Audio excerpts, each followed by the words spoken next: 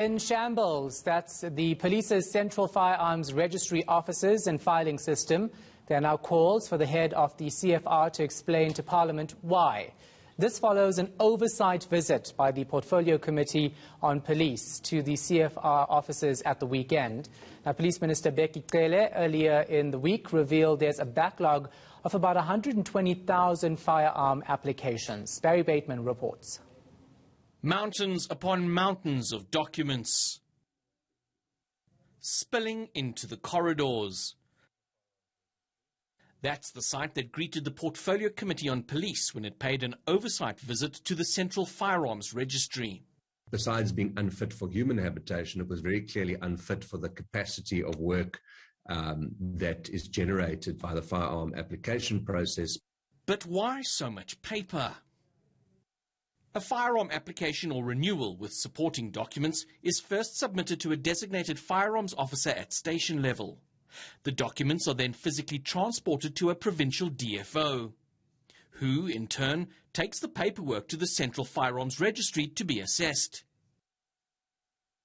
The SAPS is required by a court judgment to process applications within 90 days.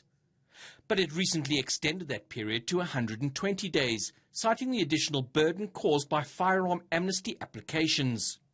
And those days are counted as working days, so it takes at least 6 months to process a single application. Andrew Whitfield says the Firearms Control Act itself is part of the problem, and it is up to Parliament to legislate a far more efficient process. But until then, he'd like to know what plans the police have to fix the backlog.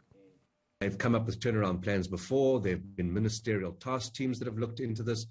And at the end of the day, I would like the head of the CFR to come and account to the Portfolio Committee for what is a blatant failure to meet some very basic key performance indicators. Gun Owners SA says the first step to addressing the backlog is to simplify the process. Instead of licensing the person and registering the firearm, we have licensed the person, license the firearm. So we duplicate everything. Every single step we take is duplicated. For a person to get their competency, we go through criminal record checking, for example. The moment they apply for a license, we go through criminal record checking. And that's a huge backlog. That's why we end up falling behind the whole time. The police has referred requests for comment to the Portfolio Committee, but says it remains committed to addressing the bottleneck at the CFR.